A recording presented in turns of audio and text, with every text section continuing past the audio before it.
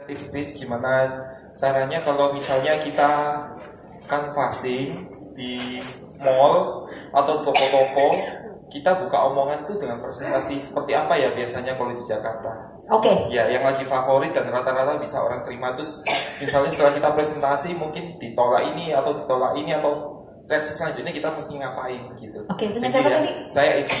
Hah? Edi. Edi. Ya. Tepuk tangan buat Edi dong ya. Ya. Edi, Jakarta tadi saya bilang polis lebih crowded, tapi tetap pasar itu banyak. Saya kalau ngajarin canvassing, saya bawa ke toko yang gampang ownernya ada di situ.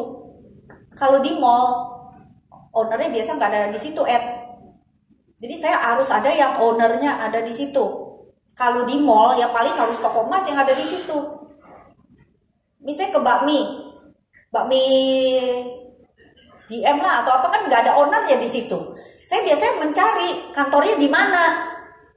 Nah, kalau di mall-mall saya begitu, ya. Saya lebih suka ke ruko-ruko, which is ownernya ada di situ. Nah, contoh, ya. Misalnya saya ke toko obat tadi, saya masuk, gitu ya. Saya bilang begini, saya waktu itu memang beliin obat untuk klien saya.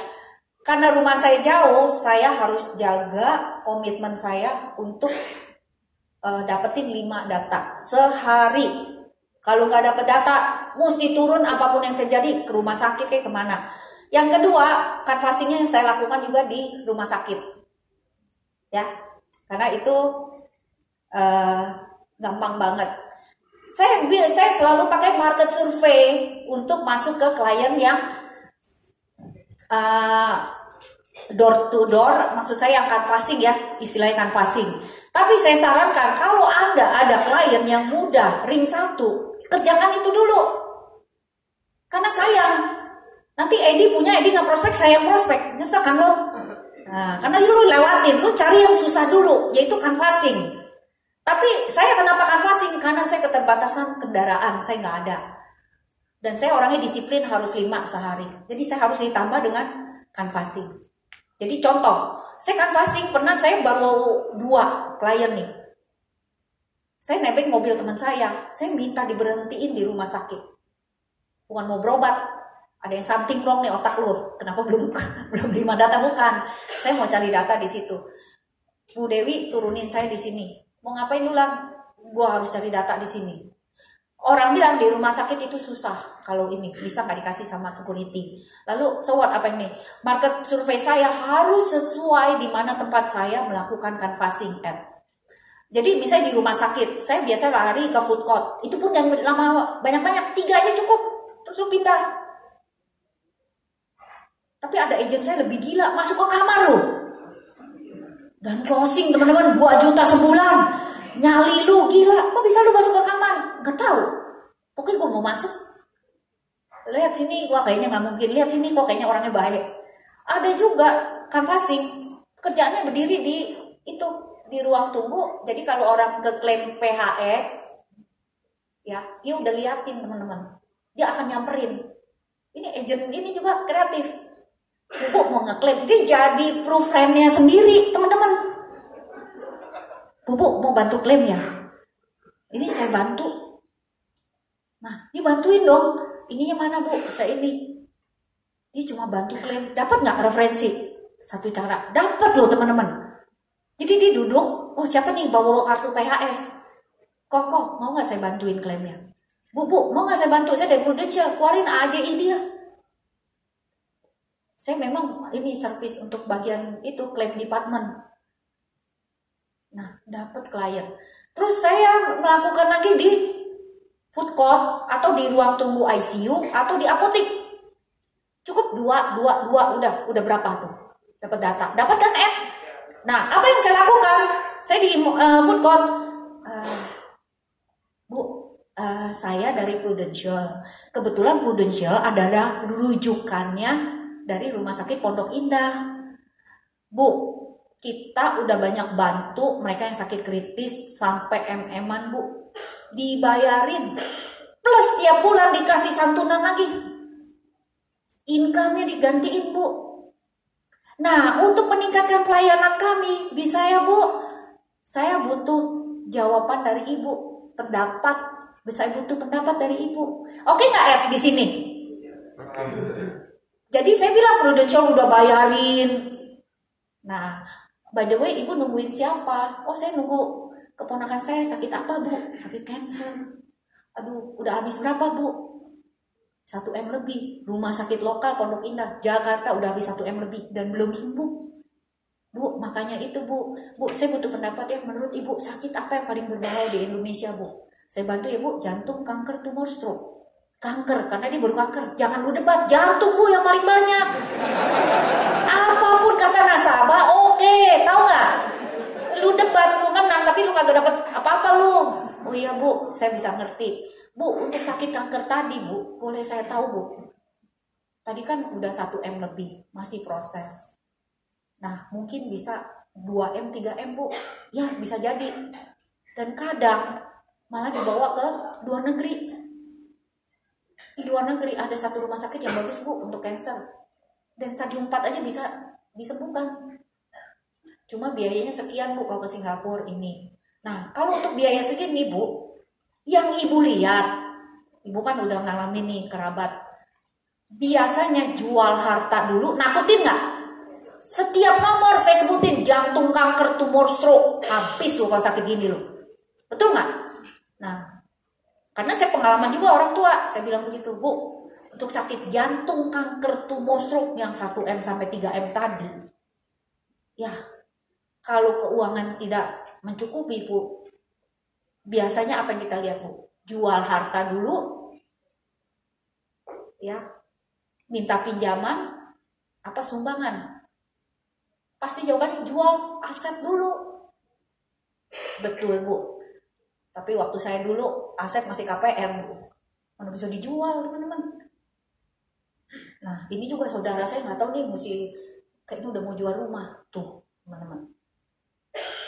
Iya Bu, makanya kita menciptakan satu perencanaan keuangan yang bagus banget Bu. Kalau di sini nggak memadai Bu, bisa ke Penang, bisa ke Malaysia, dan ada cashless untuk rumah sakit rujukan. Nggak usah jual harta Bu. Mau ke Singapura, bisa Bu, juga cashless. Dokter bisa kita bantu juga, yaitu Anda kerjasama dengan Parkway Group, bahkan bisa jemput klien juga. Nah Bu, kalau menurut Ibu, kalau ada perencanaan keuangan yang bisa bantu pendidikan anak, ya, bantu dana hari tua, kalau sakit dibayarin, ya, sakit jantung, kanker, tumor, stroke yang sampai 3M, 5M dibayarin, nggak pakai duit sendiri. Tiap bulan masih disantunin lagi Bu, nggak usah bayar premi lagi. Menurut Ibu, bagus nggak perencanaan keuangan ini? Emang ada yang kayak gini? Itulah kami Bu. Terima kasih banyak ya Bu. Bu, untuk data kami dan kasih hasil survei kami, bisa ya Bu, saya minta nama, tanggal lahir. Anda udah tahu sendiri kalau minta nama, tanggal lahir, pekerjaan, merokok, tidak merokok. You know lah. Proof was, betul nggak? Oke ya Oke. Tepuk tangan loh. Nah, kalau pedagang beda lagi. Kok, Ci, saya dari Prudential. Apa tuh? Tabungan tanpa ambunan, pinjaman tanpa ambunan. Wih, lebih bagus dari itu, Ci. Ada loh yang jawab saya gitu loh. Dia udah curiga aja. Tanpa ambunan ada yang bilang. Ya, zaman dulu ada yang juga bilang prudental lah ngomongin kayak ini. Dia bilang odol lah, terserah lah. Enggak Bu, ini perencanaan, Ci. Ini perencanaan tabung itu keuangan yang bagus. Jangan ngomong tabungan lagi ya. Perencanaan keuangan yang bagus banget Cik, untuk para pedagang, khusus dirancang buat para pedagang. Aduh apa tuh, makanya yang kasih saya waktu sibuk nggak? Udah ada lu sama Singko tuh si bos di situ, lebih enak gak? Tepuk tangan teman-teman. Selama Anda rapi loh, sopan ya, sopan rapi karena Anda melakukan canvassing. Nah biasanya saya nggak pakai jeans teman-teman, kan ini mau lari ke airport langsung pakai jeans ya. Nah terus saya masuk ke dalam Singko, kok ini kita lagi ada produk baru khusus untuk para pedagang. Apaan? Prudential, saya dari Prudential. Asuransi? Ya kok kan saya cuma survei tugas, butuh pendapat Koko aja. Kok udah berapa lama buka toko? Nah, kira-kira toko ini mau pensiun nggak? Terserah, Anda mau jual UP, tinggal dilanjutin ya. Kalau pendidikan anak juga sama. Ya, apapun yang terjadi, ini kita rancang nih. Ya, saya ada informasi pendidikan, bisa ya Bu minta waktunya sedikit? Aduh, mereka paling demen tuh, dana pendidikan berhitung bareng. Saya temenin agent saya presentasi di sekolahan, cuma ngajarin ibu-ibu berhitung masa depan. Wah, gede ya. Nah Bu, kabar baiknya, Ibu udah siap belum? Kabar baiknya kami bisa bantu. Bisa nggak Ed, lu dapat data? Gak usah closing hari itu, karena di sekolahan nggak boleh closing, nggak boleh jualan. Untuk nanti dari orang kantor pusat kami menghubungi Ibu, apa yang harus dilakukan, supaya dapat yang seperti saya omong. Tuh, dapat nggak Ed? Iya. Sukses ya Ed? Iya. Go to Oslo, Copenhagen. Oke. Boleh tanya cara ngitung dana pendidikannya itu mungkin sedikit Sini ya. Apa ya? Oke. Mau bayar saya pakai apa? Bercanda. Nih. Ya. Beka siapin hitungannya biar mama cepat. Hitungin. Nah, saya cuma bertanya begini. Anak teman saya. Misalnya ya, anak lu mau sekolah di mana nanti? Si Alexa mau sekolah di mana? Oh. Suamimu lulusan Amrik loh, ya. Nah, dia mendingan anak gue jadi dokter aja. Nah, kebetulan nih ya, lu teman baik gue. Ini bahasa teman ya, nggak apa-apa ya, maaf teman-teman kalau Anda pikir nggak sopan gitu. Buat saya sih sopan aja, penting closing. Bercanda. Jadi gitu, ya. Gue nih teman baik, udah banyak bantu orang lain. Karena anakmu nih paling kecil di antara kita. Kita orang anaknya udah umur berapa? Kamu paling kecil. Ini harus dihitung ya. Banyak orang bercita-cita mau sekolah Singapura, ini tapi akhirnya mesti berhutang. Gitu loh. Ya, nih kita mesti hitung. Ya, nih si Alexa 1 tahun. Ya, ini kuliah. Umur 18 tahun. Ini baru selesai nanti umur 22 tahun. Nah, umur lu udah berapa lo? Lu udah hampir 50, tambah lagi. Umur lu 45. Nah, jadi gini nih. Ini ada waktu berapa? 18 tahun. 17 tahun lagi. Wah, ini paling dahsyat teman-teman, cerita ini lancar aja. Ya, 17 tahun lagi. Kamu tahu nggak? Pendidikan anak itu seperti segitiga. Ya. Kalau kamu ini 0, ini umur 18. Kalau dari 0, kamu rencanain kenapa anakku tuh dari 6 bulan, hitunglah 1 tahun. Aku udah rencanakan, ya. Nah, di sini 18 tahun, di sini umur 17 tahun. Kalau baru direncanakan, kita lihat. Karena dana pendidikan seperti naik sepeda. Kalau dari sini landai, kamu mudah. Tapi kalau dari sini ada orang yang udah beneran loh. Bicara hal-hal yang gak mungkin. Datang ke gue nih minta dibantu ya. Umur 17 tahun gimana? Ya ini udah gak bisa. Lu mesti jual harta udah. Tapi ada satu cara, yaitu kamunya yang harus rencanakan kamunya. Gitu.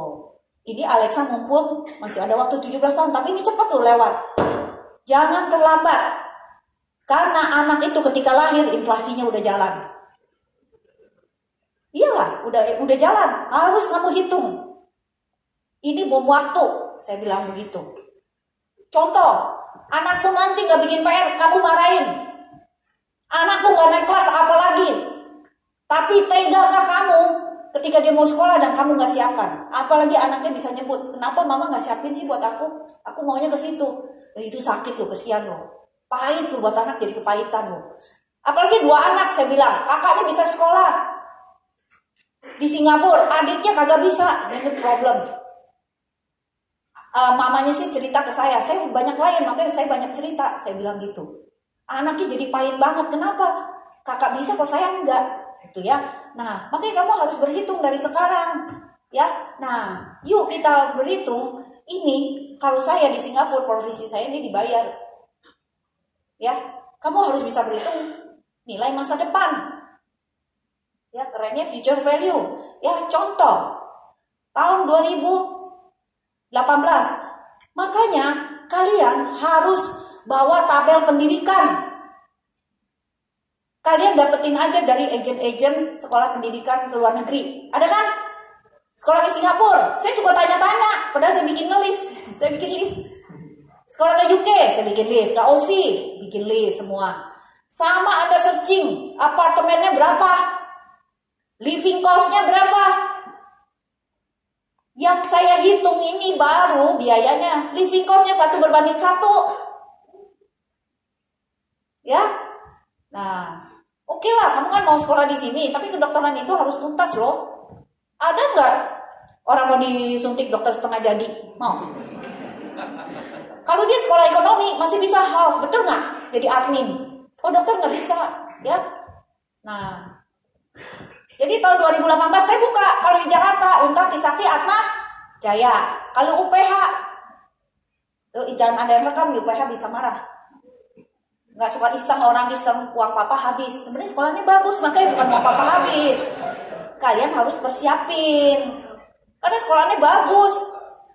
Fasilitas lebih. Ada barang, ada harga, teman-teman ya. Jadi 2018 ya, Untar, Trisakti, Atma Jaya. Ini swasta biasa. Saya bilang ini ekonomi, kalau kedokteran 2 kali lipatnya. 100 juta kamu harus siapkan. Prakteknya, beli mayatnya, betul nggak? Apalagi kedokteran gigi, alat-alatnya itu mahal semua. Saya tahu begini kenapa, saya banyak klien. Ya, jadi tahun 2018 saya kasih lihat itu 50 juta per tahun, ini murah banget. Sekolah international school itu 5 juta sebulan, masuknya 50 juta sebulan. Jadi ini anak kuliah, ini masuk akal banget. Ini belum living cost-nya loh, makannya. Ke sekolah ke luar negeri, jangan living cost gak dihitung, emang anakmu camping depan kampus. Terus makannya rumput gitu. Enggak, harus dihitung semua. Ya. Nah, ini kalau di lokal aja ini kali 4 sama dengan 200. Ini kan baru 2018, Anda bisa 2019 lah. Anda semua tanya Mbak Google lah, ada semua teman-teman di print. Anda save di tab Anda. Enggak kayak saya dulu, semua di fotokopi, betul nggak? Tasnya udah kayak Doraemon semua, isi laptop, isi printer, isi list, isi SPAJ. Karena tepuk tangan buat Prudential. Cukup itu satu, Anda punya stylus, jadi. Ya, ini 200 juta. Tulis nolnya teman-teman, sampai cukup. Tuh, jadi dia lihat. Ya dulu saya tulis juta, suami saya bilang jangan lu tulis nolnya, dia beli kaget teman-teman. Nol itu berarti, betul nggak? Nah, tapi Alexa kuliahnya enggak. Sekarang dong, berapa tahun lagi? 17 tahun lagi. Anda tahu di sini ada namanya inflasi. Anda lihat saya dari awal sampai sekarang saya nggak bilang nawarin asuransi. Bilang nggak? Enggak teman-teman. Tepuk tangan buat Anda sekalian. Tugasnya jadi financial advisor. Ya, ini ada namanya inflasi. Inflasi pendidikan Pak, saya ada buktinya semua. Kalau swasta 15%, 10 sampai 15%. 10 itu udah aduh, lihat aja uang sekolah anak kalian deh. Ya, kenaikannya coba. Ya, saya bilang ini 10% lah. Tuh, ada yang namanya inflasi. Berarti dia di sini 17 tahun lagi, 2019 tambah 17 berapa? 2036. Nah, ini berapa? Ini bom waktu kalau kamu nggak berhitung, ya. Jadi di sini harus berhitung future value sama dengan present value, ya. 1 plus inflasi dikali time-nya. Teman suami saya cum laude lulusan Amrik, saya cuma bicara gini, lah nih pakai rumus fisika lah. Udah semua orang juga saya kasih begini. Nah, present value-nya berapa teman-teman? 200 juta. Semua pasti udah tahu lah Anda sekalian. Ini 1.1 kan, desimalnya kan 0,1. Ya, dikali time-nya 17. Tuh. Ajak dia berhitung bareng. Saya suka mana kalkulator kamu? Hitung. Kamu ini baru 1 anak, kamu 2 anak loh. Kenapa dulu saya anti asuransi? Dan ini true story, saya nggak bohong. Saya mana suka asuransi. Ketika saya dihitung begini, 2 anak, lokal aja 1 M, buset. Uang keuangan kayak begini. Ya. Nah, Ini berapa, Pek? 1 M. Tuh. 1 anak, 2 anak, 2 M. Menurut kamu, penting nggak? Kalau zaman kayak gini cuma SMA aja. Anak itu bukan titipan, kamu harus siapin. Nggak mungkin anakmu nggak kuliah. Ya, menurut kamu penting nggak? Kalau penting, kamu akan lakukan sesuatu, kamu diam aja, akan melakukan segalanya. Nah, aku akan lakukan segalanya, Lan. Kabar baiknya aku bisa bantu. Yuk kita lihat, jadi jauh lebih murah. Ada garansinya, beasiswa lagi. Tepuk tangan teman-teman. Anda bisa masuk EduPlan atau ini. Closing nggak? Closing, PCC, Copenhagen, Oslo. Tepuk tangan buat Anda sekalian ya. Kerjaannya kayak begini, mau berapa anak? Coba ada nggak saudara kalian masih punya anak kecil? Saya bilang sama para milenial saya, ada ponakan kamu nggak? Kamu nggak hitungin dia sekarang, kasihan nanti. Nggak bisa bantu kamu. Kamu nggak hitungin sekarang, ada financial advisor lain, prudential yang datang, ambilnya sama orang lain. Kamu jangan salahkan saudara kamu. Kejadian sama saya, nggak malu ngakuin saya agent. Adik saya beli 4 asuransi sama orang lain, padahal saya agent di prudential baru lagi berjuang. Panas nggak teman-teman? Nah, makanya, oke menjawab ya. Oke, teman-teman, Anda sekalian, ini dana pendidikan kayak gini, nggak usah ngocehin orang, hitungin. Bu, dana pendidikan penting, ini nggak usah kamu bilangin, saya juga tahu penting. Oke, thank you Jen. Oke. Itu jadi isinya sampelnya lebih besar ya? Iya. Kamu kalau Pro Edu itu kan fokusnya nggak sama PPH-nya atau PHS-nya, ya? Oke. Thank you. Iya. Anda bisa tambah dengan top up, ya? Oke, Bu Lani masih ada waktu kah? Jam 12, gue mesti jalan. Jam 12 Baik, ya. mana? Oke, kalau gitu jam 12 sudah jalan, kita berikan aplaus untuk Bu Lani. Oke, sukses buat kalian semua. Yang telah begitu